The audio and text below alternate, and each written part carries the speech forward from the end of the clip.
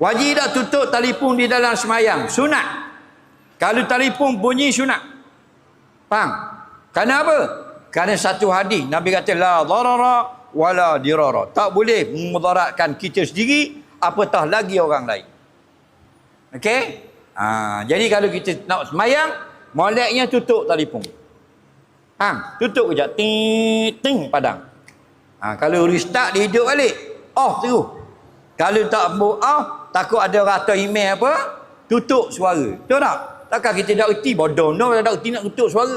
Faham? Tutup suara, biar senyap. Jadi bila kita semayang, orang panggil, bunyi dalam nu saja. Luar tak dengar. Sebab apa? Kalau bunyi ganggu tak? Ganggu. Sebab tu hukumnya haram. Orang tengah semayang, kita pergi baca Quran depan muka dia. Haram. Dia tengah semayang. Kita pergi innalladzina amanu. Haram kacau orang semayang. Walaupun dia kacau tu dengan ayat Quran. Haram. Apatah lagi dengan lagu telefon. Faham lagi? Hari tu sekali mayang Zuhur, kuliah Zuhur. Habis kuliah, mayang Zuhur. Tok Imam ni dipakai lagu. Tahun 2008 atau 2007. Tok Imam ustaz situlah di Jabak tu. Di semayang Zuhur, dia duduk tahiyat, telefon dia bunyi. Ring ding dang ding dang ding dang, ring ding dang ding dang, pam rom ram rom ram pam pam pam pam pam. Crazy Frog. Katok gila. Kata dalam hati menatang mana saya kau pula. Berderahong dalam surga. Dah kuat air pasang.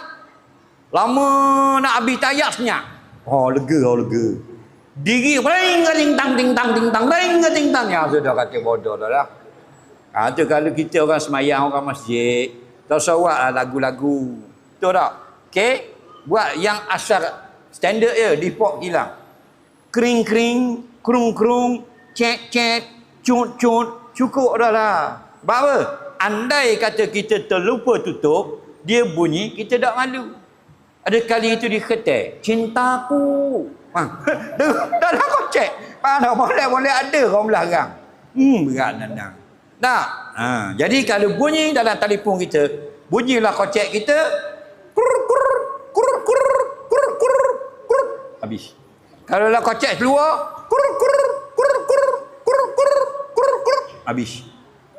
Boleh tak? Boleh pahala kan? Ganggu kita, ganggu orang. Kerana jadi tak kosong. Tahu tak? Dalam hati bunyi. Hok mana bolok bunyi.